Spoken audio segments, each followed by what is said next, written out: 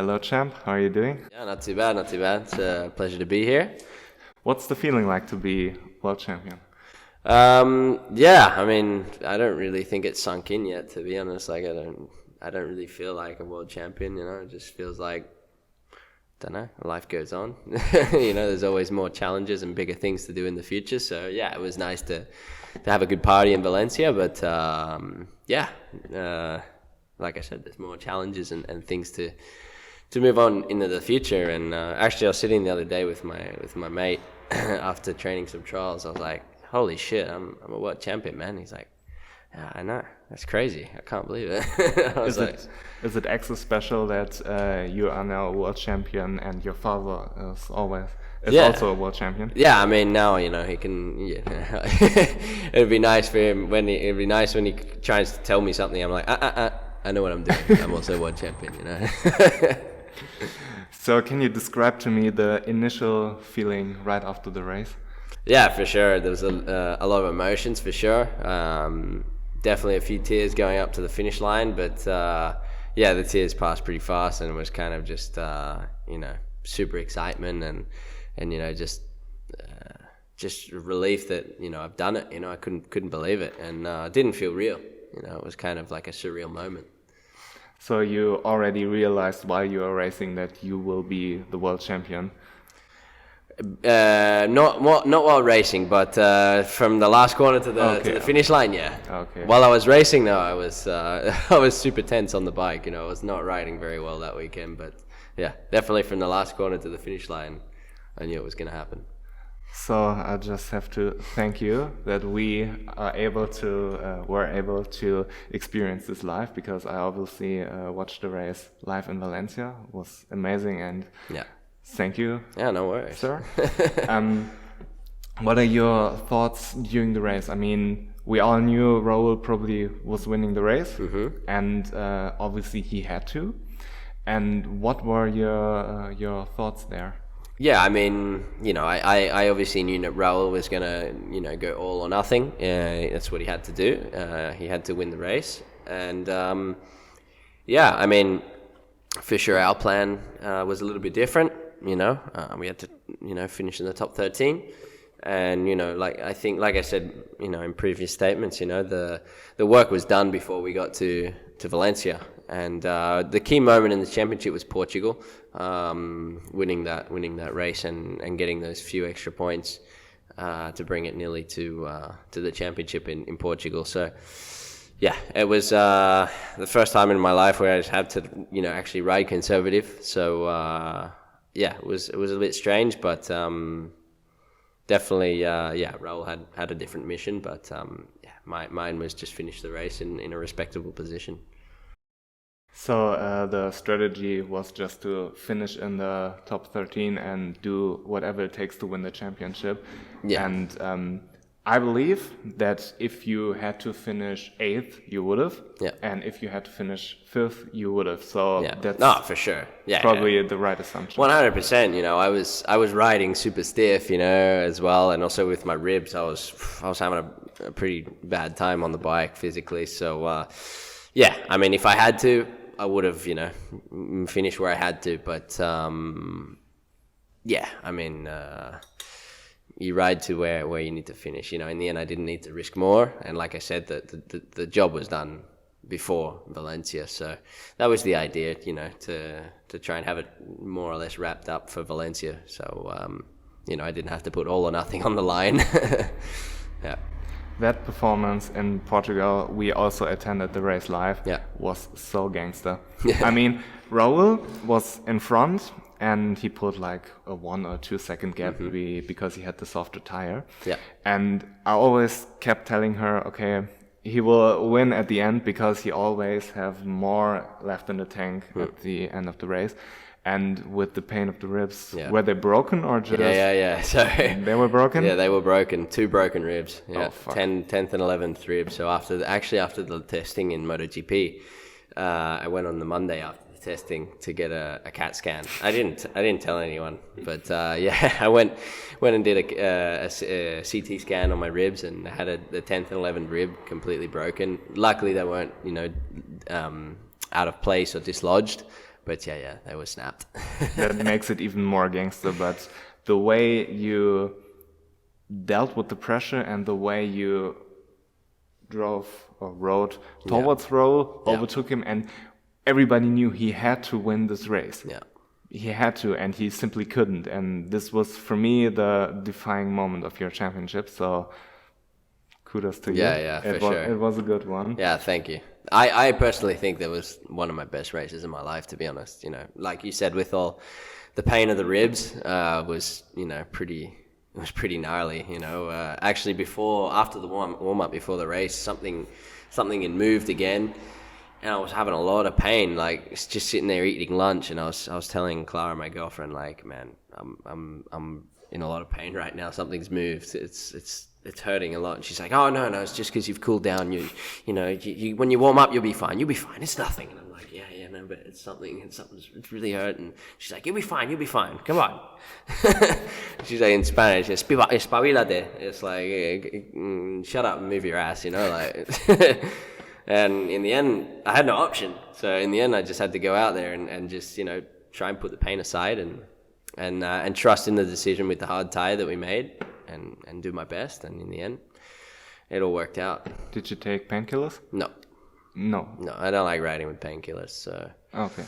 Yeah, because you get some of the news like Lorenzo in Assen 2013, and he had painkillers, and you see it in the performance of the riders. Then at the beginning they are pretty strong, and you think, okay, they can maybe do something here, and at the end they always dip, and that's something which was so gangster as well, that you kept the performance right until the end. No, for sure. And I was riding fast all the way to the last laps, you know. Yeah, I mean, I've never liked riding with painkillers, and you know, I think the adrenaline does enough, and I kind of use the pain as motivation. Can you describe the feeling to someone who hasn't ridden motorcycles on this level, what it feels like to ride with painkillers? Yeah, I mean, you're just not, I don't know, for me personally, I'm not like completely all there, let's say, you know, like not completely focused on what I'm doing. You know, I can still ride well, and I have to say, in the test in the MotoGP, I did take painkillers. It was a test, and basically the second or third outing on the bike, as I was changing directions, like something went, something cracked again, and I lost my breath and came back in the pits, and I was like, guys, something's broken. I just re-broke the rib or something. And they're like, oh, go to the hospital. So I went to the hospital, and Dr. Charter's like, here, he's got out a big bag of drugs. He's like, take a few of them and you'll be fine. So I took some, and I was like half off my face, and I was like, all right, let's go, let's try. And I actually didn't ride too bad, but yeah, you know, in a race you need to be completely 100% there and focus on what you're doing, and for sure when the painkillers wear off, I think you start to feel it more. So, you know, if you start with the pain, you can kind of just forget about it after a while. Try and forget about it, at least. Yeah. So, I want to talk to you a little bit about Austin, because you pretty much had the championship in the bag, and then you crashed. And then you had the difficult weekend in Misano, where you got lucky that Raul crashed. I mean, he put a few stones in his way. So, what's the feeling like after Austin? Yeah. Austin was, definitely a tough weekend. You know, I was actually pretty quick all weekend. Raul seemed to have, you know, just a tenth on me in one braking zone, a little bit on the straights as well, as they were long straights. But honestly, I was feeling quite good for the race, and honestly quite confident to you know, fight for the win with Raul, as we were both, you know, a step in front of most guys.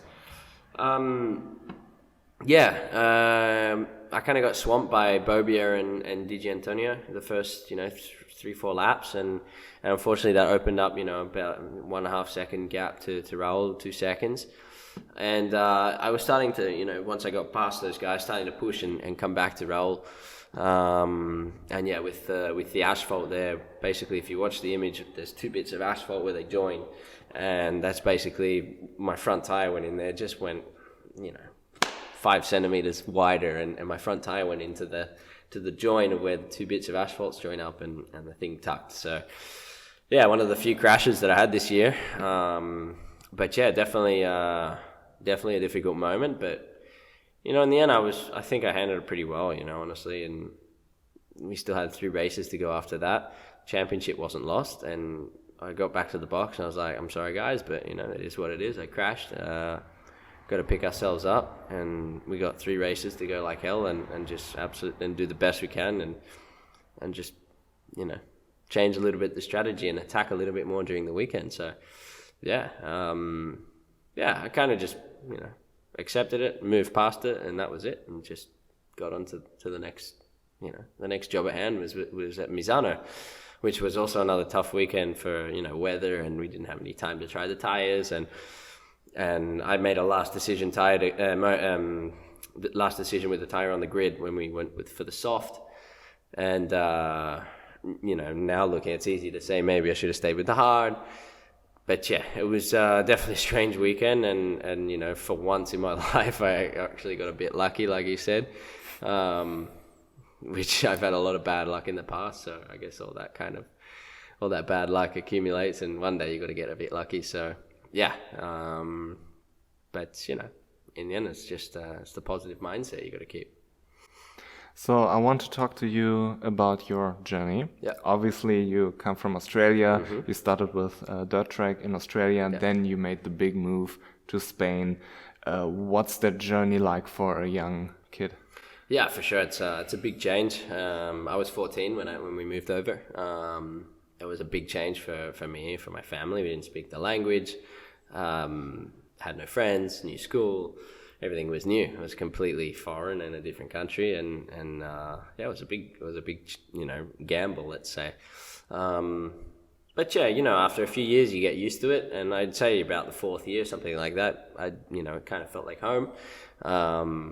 I was starting to speak the language, and everything was going, looked like it was getting better every year. So there was progress at least, and there were definitely 2 hard years in the Spanish Championship. My last year was not so bad, and lucky enough I was able to secure a Moto3 ride in the World Championship.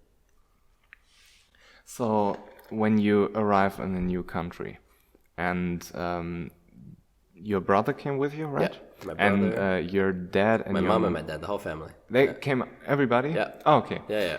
Okay. So the whole family. To start. We're all separated now, but yeah. And what's it like to experience like a totally new world? I can imagine that, especially at the age you are not, I guess at 14 you're not as secure as an adult. You don't speak the language. You probably went to school in Spain and had to deal with all the motorcycle stuff aside. Did it affect your performance in a way, or what was that like for you? Yeah, for sure.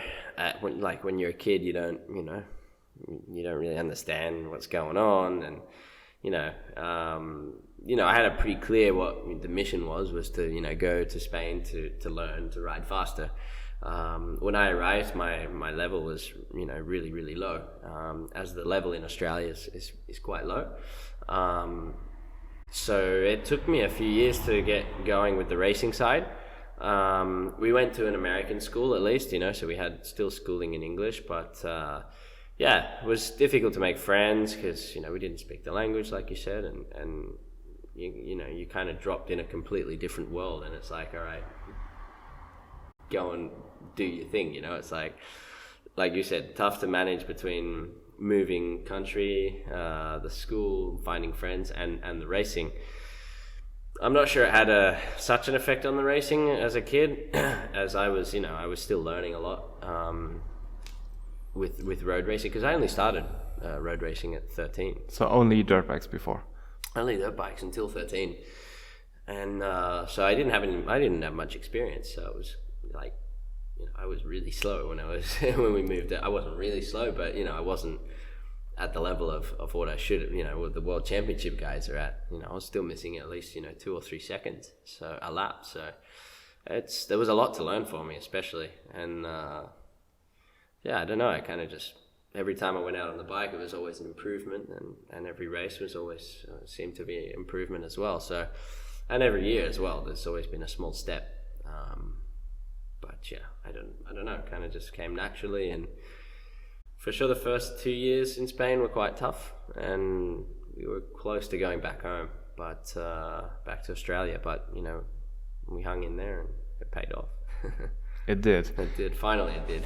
Is there a moment that stood out to you that represents that almost going back, almost quote unquote giving up?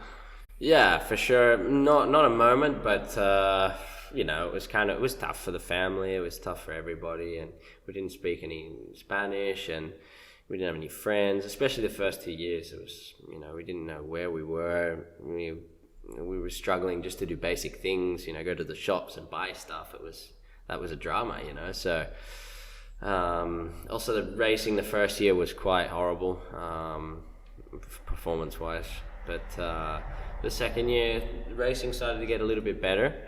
And I think I even had a podium in the Spanish championship, but yeah, it was still, you know, the same problem. Like, you know, we're in this foreign country, we don't know how to do anything. We're like completely useless, you know. But yeah, after the second year, it was starting to get better.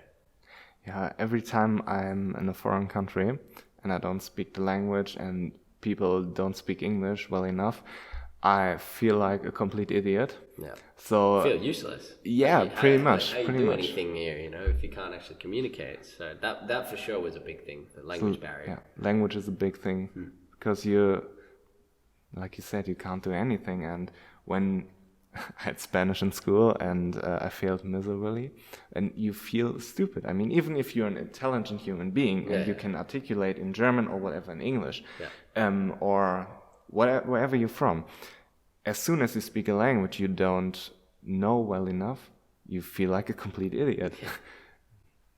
No, so yeah, sure. I can. It was tough. It was tough, and yeah, like you said, feeling like an idiot. I'd say I probably learned more words about motorbikes and racing first than actually how to order a pizza over the telephone, you know.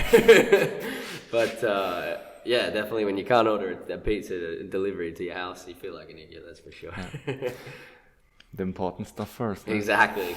Pizza and beer. Did you feel any extra pressure because of your last name there? Throughout your career? Honestly, maybe as a kid, maybe a bit more, but I got to a point where I was probably like 16, 17, where I couldn't really care less, you know.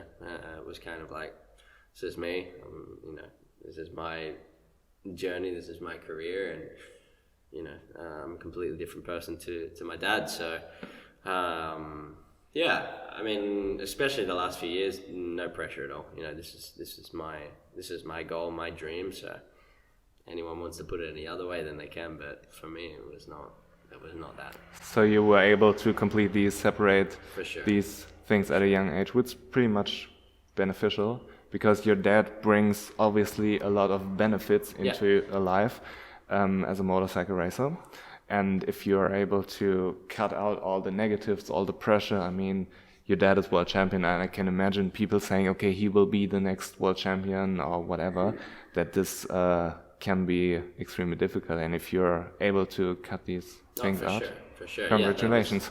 Yeah, that was the idea, you know, cut that out. And honestly, I just never personally felt any pressure from that side. So yeah, like you said, there were a lot of benefits, and you know, he taught me a lot as a kid, and you know, the basics and of how to ride a motorcycle and get me to a certain level. You know, he taught me. So for sure, the last part, you know, had to be done by me.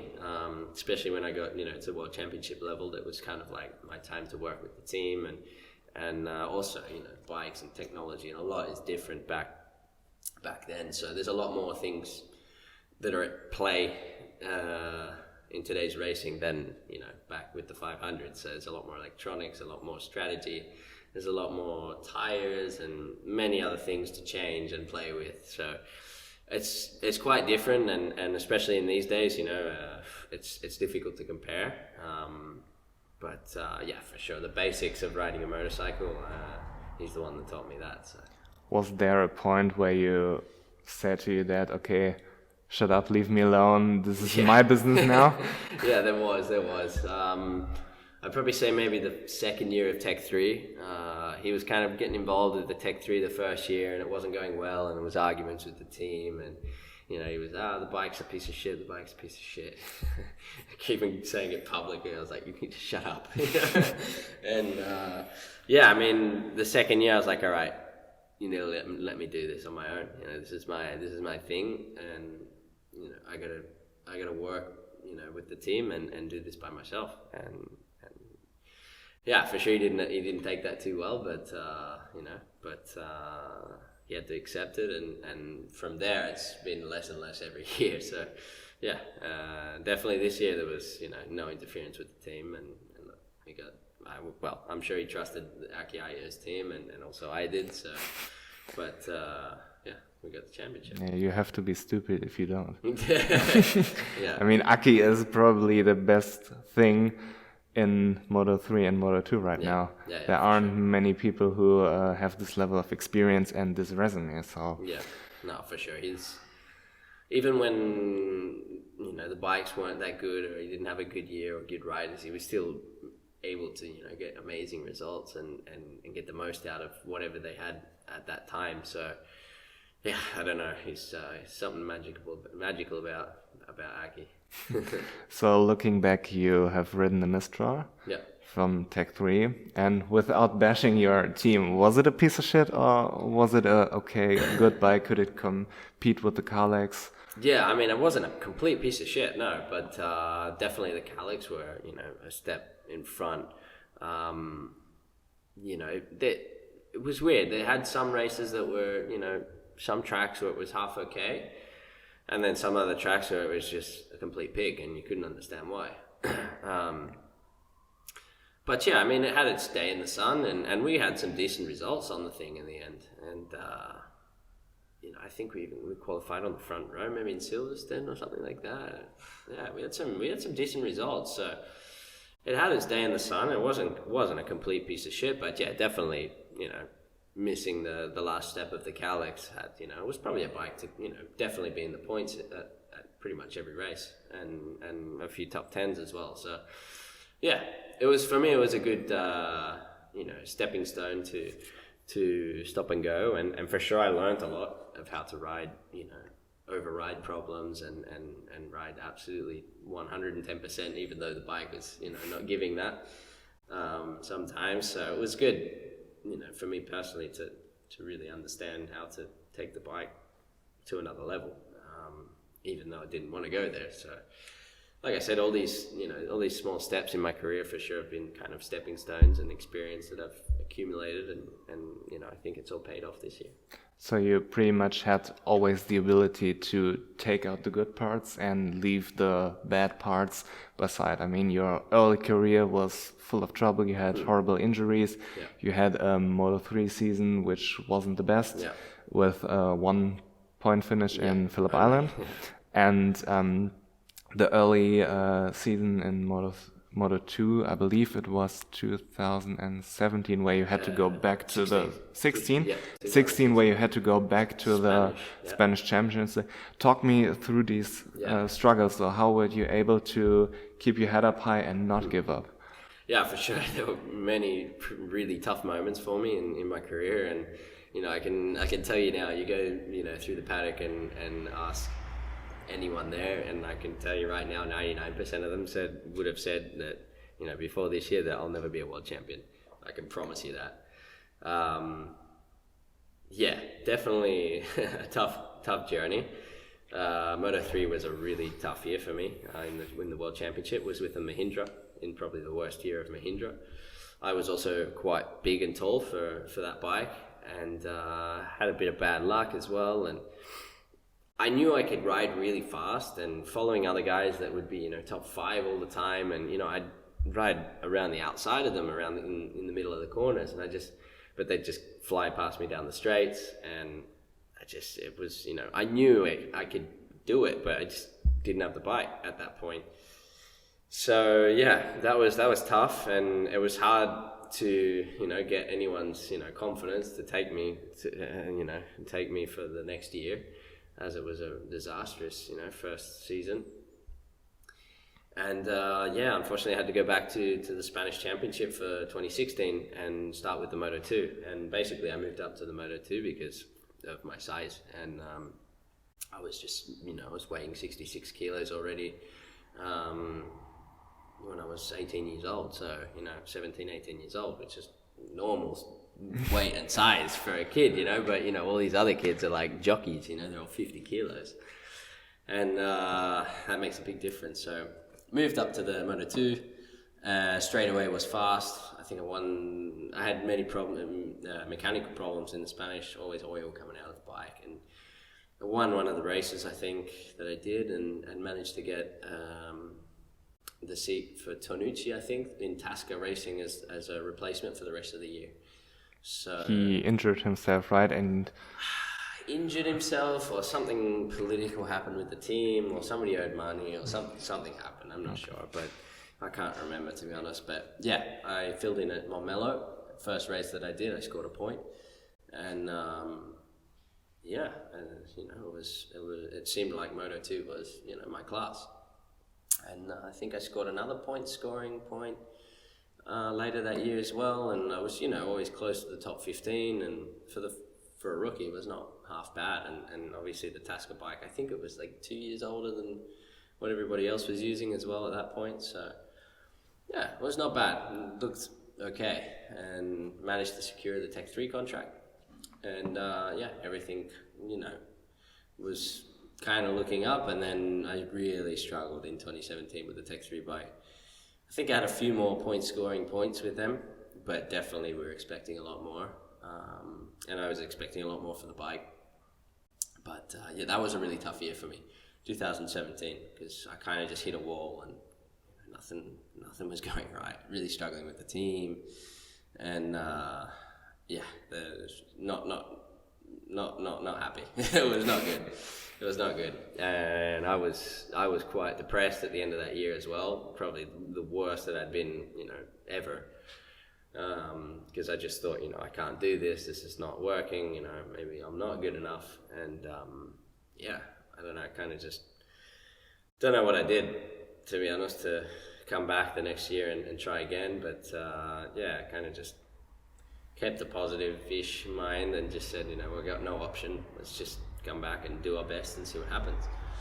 So that was going into 2018, and actually things went pretty well until I think first 3 races I scored points, and I had a top I think 6th or something in Argentina, and then so after Argentina I go back to back home to Spain and start training motocross, and then probably I think 3 days before I go to Jerez in the middle of the season, I break my legs, and that was a big shock. So that was a month and a half of recovery, and managed to come back quite fast, and I was still doing okay with the bike. Managed to catch the eye of stop and go, get a calyx, what I wanted, and had some decent results there, and the rest is history. Got the Aki Ayo team contract, and you guys know how that ended. Pretty good. Wait a second.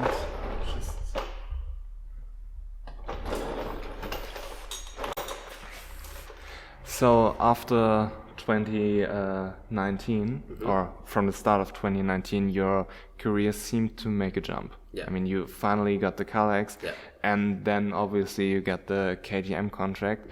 Can you explain to me how the process from doing good results at SAG and getting the attention of KTM to finalizing the contract, how did they approach you? How does this work?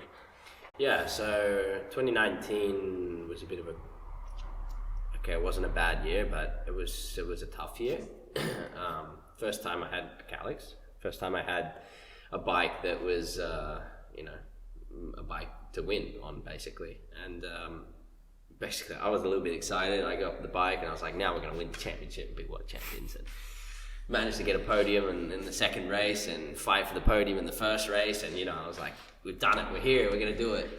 Unfortunately, there's a lot more to learn when you're at that point. And learn I did. Lots of crashes, lots of, good opportunities that I threw away. In 2019, we were fast, we were there, but managed to, screw it all up somehow. And I wasn't quite clicking with my crew chief either, and towards the end also the end of that year was tough, and had to do a lot of self-reflecting and what I needed to train and get better, for 2020. And just worked on myself, implicated new training routines, and 2020 started off pretty well, and then we had the quarantine, and then after 4 or 5 months with no riding. I remember it was the Qatar race where Moto3 and Moto2 raced. Nagashima won the thing, and everybody thought, okay, this is the guy. Then the pandemic hits, and like 2 months. No, we were 4 or 5 months with nothing. Yeah. So long? Yeah. I think from March. From March until July. From that March, everything. March, April, May, June, July. 5 months. Whew, that's tough, I guess. Yeah. And it was strange because after that everything changed. Nagashima all of a sudden wasn't there anymore, and Luca Marini, Inia Bastianini, those. Sam was there as well, and for me when I came back, I don't know why I was able to ride a little bit, but I don't know why. I was struggling a little bit to get back into the groove with the bike, and I think 3 races went by and I was not great. They were point scorers, but not what we were doing before. And then we got to Austria, I think, and everything started to go better. And I had a crash, I think, in Austria 1, because we had back-to-back in 3rd position, and that for me was quite like destroying. That I just thrown away another good championship. I'm like, oh man, I'm back to my old ways, like I was in 2019. I've just thrown away another good opportunity. And I was so pissed off at myself and so annoyed and just so like destroyed. I couldn't believe it. We had the Austria the next weekend. I was like, I'm not ever going to let this happen again. And went out, had a great race, and I think we finished 3rd and managed to get back on the podium for my 2nd podium. And after that, things started going better. We went to Misano. Well, started going better. Went to Misano. I had a good weekend, the first one, and then high-sided in warm-up, I think, and broke my thumb and my foot and had to operate my hand. But we managed to come back, I think 2 weeks later, with stitches in my hand to Montmello, and had a decent race, and a decent weekend, but unfortunately had a defective tyre. It came out with holes and went backwards. But then we went to Le Mans. I was back on the podium in 2nd, and I think then there was another podium. I can't remember. Maybe Aragon we had 2 good races, a 4th and a 5th, and then a podium in Valencia, and then was it 2 Valencias or 1 Valencia? No, 1 Valencia. 2 Valencias? Yes. Oh yeah, so Valencia. Then so I had the first weekend I had a podium, and then we went out to dinner on Sunday night or Monday night, and I went and ate something that completely destroyed me on Tuesday, and I just had like diarrhea, like you cannot believe diarrhea, and like I was feeling so bad, like so bad. I had fever, I had headaches. I thought I was like, I got COVID, 100%. Test, nothing. And I'm like, guys, I've got all the symptoms. And the doctor's like, no, you're just eating something bad. Oh my God. I was shitting my brains out from Tuesday until Friday. Every day on the toilet. Anything I ate just went straight through me. And I was so dehydrated for Valencia. I just like, I rode on Friday and I was like, guys, I'm dead. I can't ride properly. Like, I think on Saturday we had a horrible qualifying as well, 18th or 19th on the grid, and it was just going all wrong that weekend. And then in the race, I think I managed to come back to 7th or something after everything. So that was a really, really good, end to the weekend of how it started, and we kind of just kept this ball rolling, and it was going really well, and I was just accumulating experience and good points, and lots of top 5 finishes. And then the week after was Portimao, and that was my first ever win, and managed to give the win to the team for the last race before we parted ways, which was nice. Along the process, where did KTM and Ayo approach you for the first time? Yeah, this was happening. There was already interest from Aki back in Jerez, but my results were not amazing in Jerez, and there was nothing in Brno either. But there was definitely the glimpses here and there, like there seemed to be a little bit of potential. And then with the pole, I think in Austria that I did for the first race, I'm going to say, I think KTM then went, oh, okay, maybe we can take that. And Aki, I know, was trying to convince KTM to take me on, because ultimately, KTM are the big bosses of Aki. So, with that podium as well, that definitely secured it. And by Misano, everything was all wrapped up. So that was good. So Aki talked to you before in Jerez? Yeah. Okay, so he talked to you like, okay, you're doing a good job, I would like to have you for next year, or how does this work? Basically, he said, we need to improve a lot of things, and for sure, that's how Aki is, he always very constructive thinking, let's say, we need to improve this and that, blah, blah, blah, but, it's interesting, I'd like to have you, for next year on my team. Obviously, I need to get the approval from KTM, blah, blah, blah, and things didn't go too well for the first 3 races, so it was hard for him to kind of push that over the line. But luckily I got those 2 good results, and by Misano they were convinced, and we made it happen. So pretty much KTM discussed this internally and had nothing to do with you, like you weren't in conversations, or not with KTM. Factory. No, okay. It was with Aki, because ultimately it is Aki's team, obviously with the support of KTM, but KTM have a big say in the decisions that are made. Okay, so you get the contract, 2021 starts off, you have an amazing Qatar 1 and 2, and then over the summer, I remember this stood out to me when we talked in Austria. This was probably a couple of weeks or days, whatever, after they officially announced that you will be moving up. Yeah. And I asked you about it, and you said pretty much nothing. You just said, okay, I'm focused on Moto2, this is a good opportunity, and it seemed to me like you didn't even want to talk about it. So was the MotoGP move already set up in the contract before? Yes. Okay. Yeah. So it was in the contract, and if you... there was like an option, let's say. Basically, if KTM were happy that, I could either stay in Moto2 one more year, or if we were all happy and agreed, then, and the results were there, then we could move up. Yeah, definitely, there was kind of, the bait was there. They kind of waved the golden ticket in your face. And if you, show results and do well, then basically that was pretty much closed by Le Mans, I think. Okay. But it was all quite hush. But in Le Mans you didn't secure the victory. The following weekend in Mugello, which was for me one of your best races as well. Yeah. It seemed there are a lot of similarities between Mugello and Portimao. But before Mugello was pretty much sure that you'll be moving up to MotoGP. Yeah. Okay. I think we officially signed it in Mugello, actually. Okay. But it was pretty much, done and dusted. That we, had agreed that this will happen. Yeah. And what's your mental state after knowing you will be moving up to MotoGP, and you still have the whole Moto2 championship in front of you, but you can't get distracted? But everybody, obviously from the outside, is talking to you. I did, probably all your friends did, and all the media did. So how were you able to cut that out and just focus on the task ahead?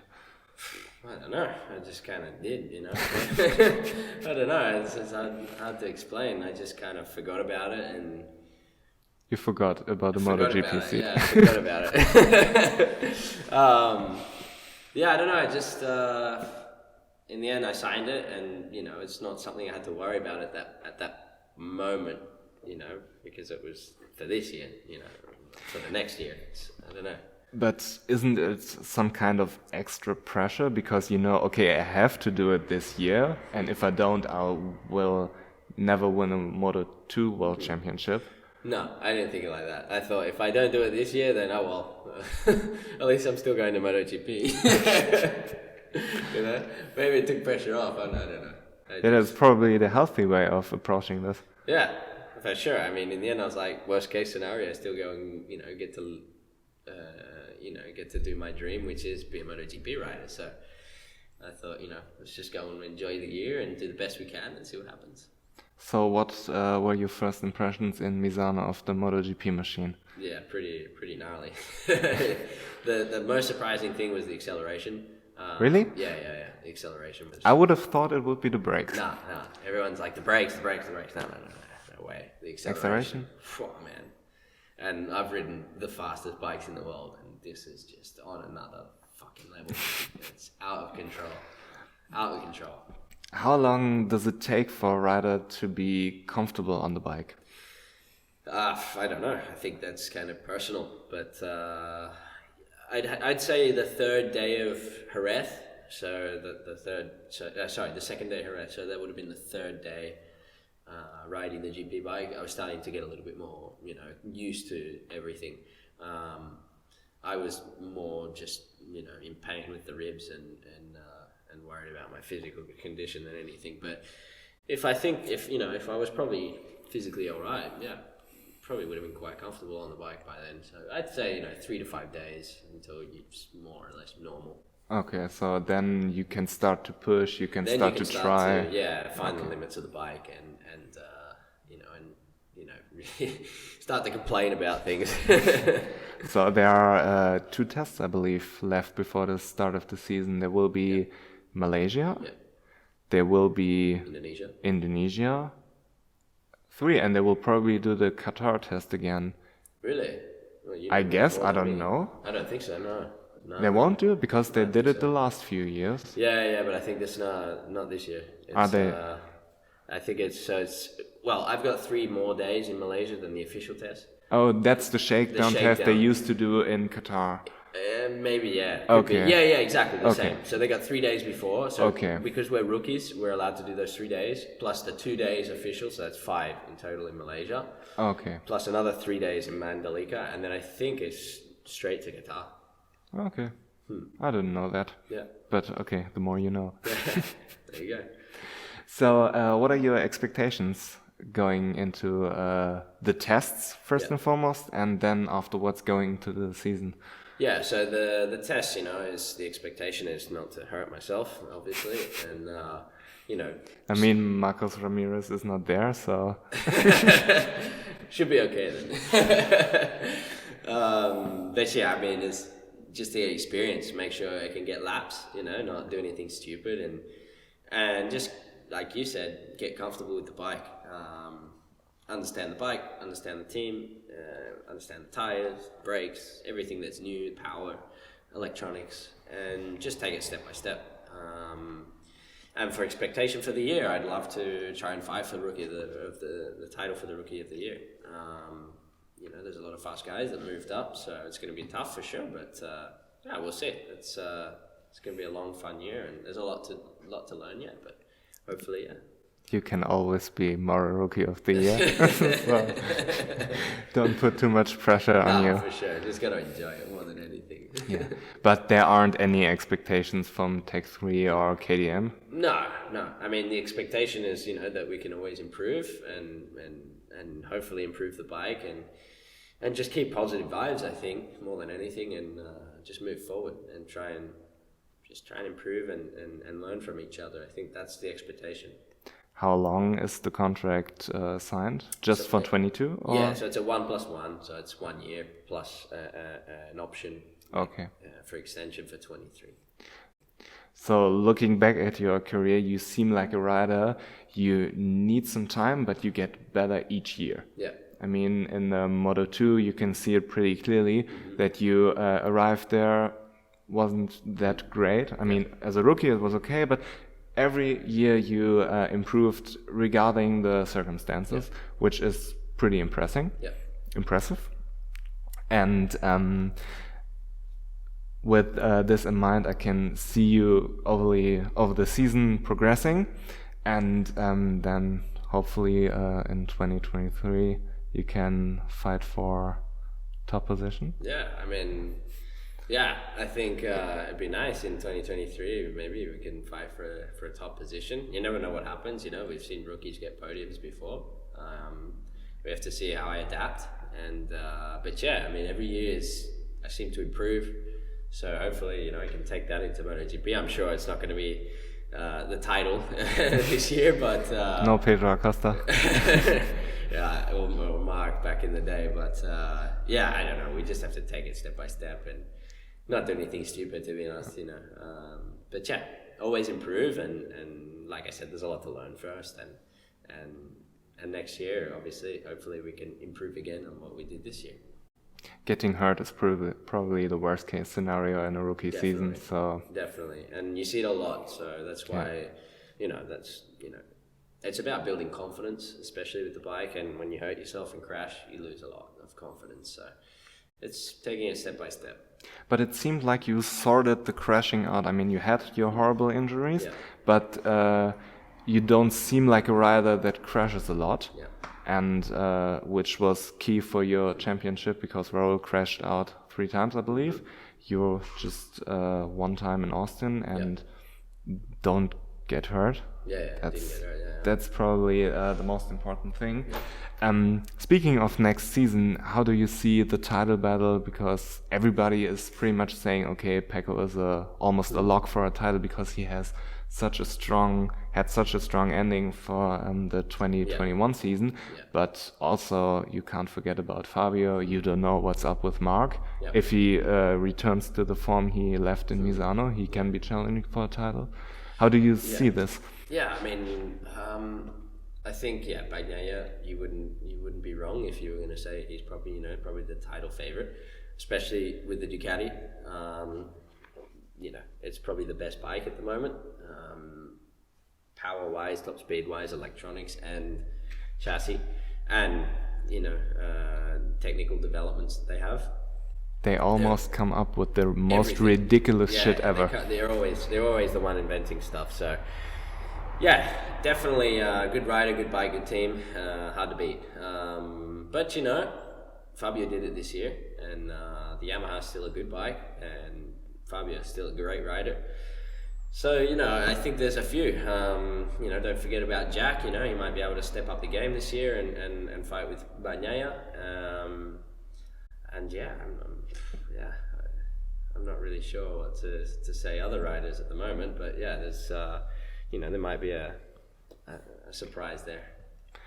If you had to pick one, who will be your 2022 championship prediction? I'd say Bagnaia. Yes? Francesco, yeah.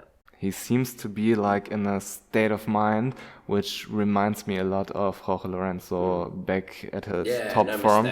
No mistakes, and clean. Yeah, he doesn't get confused by other things. He just puts the foot on the gas. No, for sure.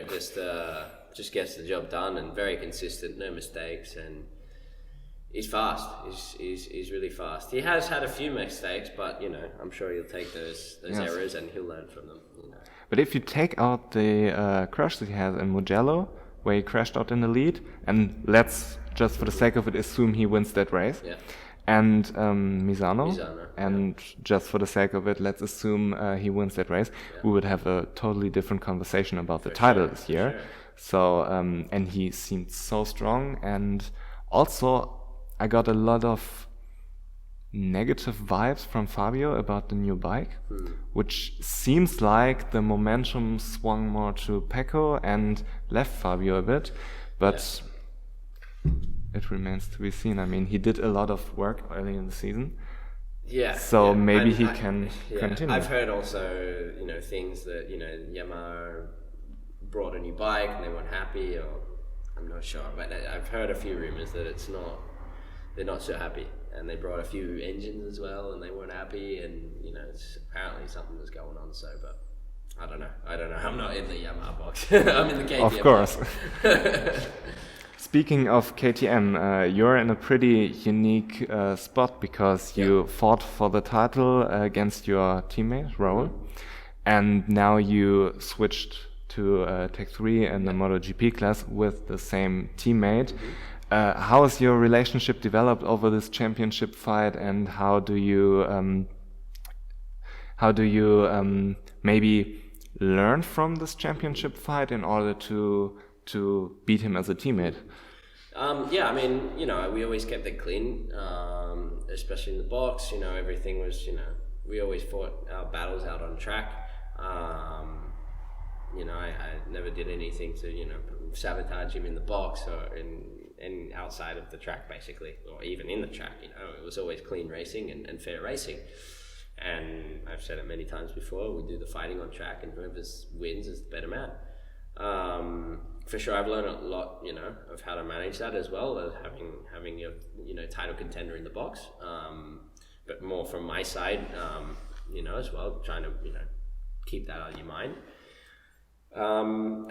Like you said, I'll probably bring that into this year and any other years that, I'm sharing a box with a title contender or a difficult opponent. So, it's always also good to have someone fast in the box that you can learn from. And, he learns from me. And in the end, that's why I think we were so strong, because we kind of just pulled each other along all the time, and we were just, so much faster than the other guys sometimes. It was incredible.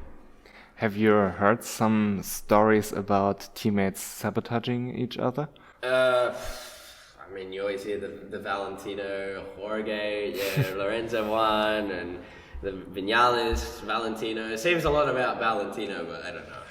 You hear all the rumors, but I don't know. I've never had any problems with that personally. That's a good way of treating a teammate, I guess, because it makes your life easier as well. If you're beefing with the guy all the time, you have to worry about him. Yeah, you have to live with him in the box, and in the end, you need to be respectful as well. To your competitors. They're out there wanting the same thing as you, and you need to understand that and respect that. I have a topic that we were discussing sometime because KTM, they have a very unique spot. They have the factory team with Oliveira and with Brad Binder, who do a decent job. Yeah. They have Raul and you in the Tech 3 team, but also they have all the guys coming up, and they certainly don't want to lose, for example, Pedro to Honda, or maybe Augusto Fernandez pulls a Remy Gardner and wins the championship next year. So they have this kind of struggle that they have all the places in place in MotoGP, but has a lot of riders coming up. So I had the question to myself, the dog. The dog's coming. She's angry. Hello. What you doing, Bella? Huh? You want to talk too? Want to hear your opinion about KTM? So what I was thinking is that where they're going to put them, no? Yeah, they could be a possibility of KTM bringing 6 bikes. Have you heard anything? No, I don't know anything about that. I think that's probably gossip for this year, probably mid this year. At the moment, I've heard nothing about that. I can't stay asleep too long, because if they don't want to bring other bikes, and Pedro's winning as well, and Augusto's winning, and I'm not doing too well, then maybe they say, Remy, you're out, But, they're very fair, KTM, and they usually give you your time to show what you can do. Maybe they bring more bikes. Maybe I'm not sure. I haven't heard anything, and I actually haven't even thought about that. So. And maybe I'm a bit early to the party. I think so. Speculating. Talking about Pedro, you two seem to be very close. Did this relationship develop over this season, or did you know each other before? No, we didn't know each other before. Sharing the box with him, we got to know each other, and I was kind of helping him a little bit, in sort of being like a mentor to him a little bit, trying to improve the mistakes he was making at the beginning of the year. And I think he's... Which mistakes? Well, if you have a look at some of the racecraft he did and things like that, especially in bigger tracks like Mugello and stuff, where he attacked too early, and then he got drafted by the other guys and ended up, I think 8th or 9th in Mugello because he just went one lap too early. And if you check the next race, he did exactly what he needed to do, and he learns quite fast. And in the end, we got kind of like a brother relationship. We're really good mates, and we always tell each other what to do and how to help each other. If the track was a bit dodgy, he'd come run in and tell me, hey, be careful this corner, and I'd do the same for him. So it's quite a nice relationship we got. It's nice to see because when he won the championship in Portimao, he was celebrating. When you won the championship in Valencia, he was celebrating. And Clara and him seem to get along quite good. So it's beautiful. Nah, for sure. It's really nice. It's really nice. I think next week he might come up and stay a day or two. So we're good training. We'll see. So we stay another week? We'll see. I'm waiting on him to tell me what's happening. But yeah, maybe. We'll see. What do you see for him in Moto2? Because obviously it's I think he's gonna kill it. Yeah, I think he's going to kill it? Yeah, he's going to kill it. I'm not sure if he can win it the first year. There's a lot to learn in Moto2, but I'm sure he'll have a really good results, and he'll be there. He'll be fast. Yeah. That's what I think as well, but I don't think he will win the championship. He'll be there. He'll be there. Championship, I'm not sure. I'm going to say yes, why not? But realistically, it might be a little bit difficult for experience-wise, and also he's young, and these bikes require a lot of maturity to ride them. So, not sure. We'll see. It seems to me like you need a lot more consistency in Moto2 than in Moto3, and also 2020 and 2021 seem to be the perfect season to be a rookie champ because he comes from the Spanish Championship. He don't has to go overseas except from America, but all those new tracks they didn't for happen. Sure they favored him. For sure it's helped him, being with the European tracks and not having all the Asian tracks, but in the end you still have to do it, and you still have to win the races. So we'll see.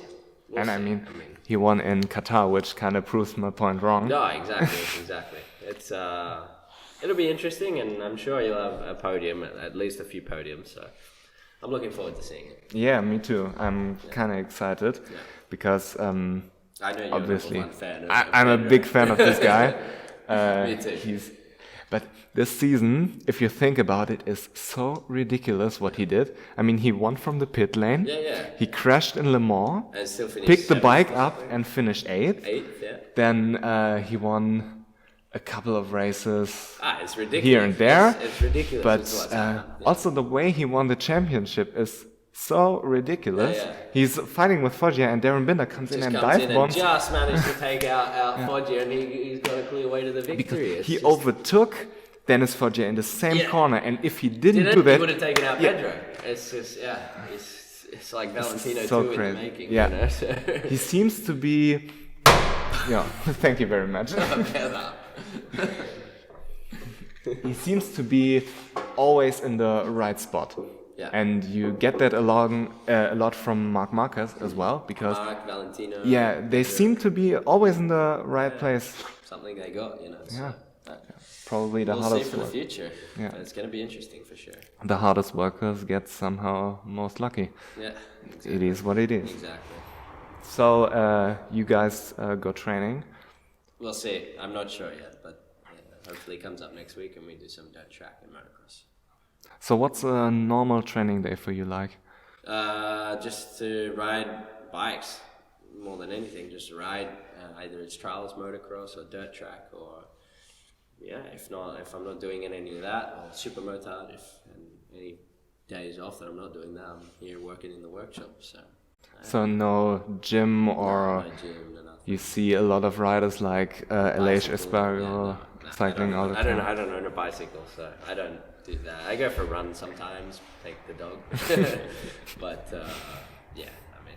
I think the best training for riding a motorcycle is riding a motorcycle. So you do that a lot of time, and you don't overcomplicate it.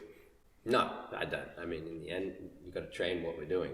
It's riding a motorcycle, so not a bicycle or pushing weights. So for sure, I can understand people that need to build up that strength, but me personally, I'm built quite big, and I just get that strength from riding. That seems like a reasonable strategy for training. Simple. Keep it easy.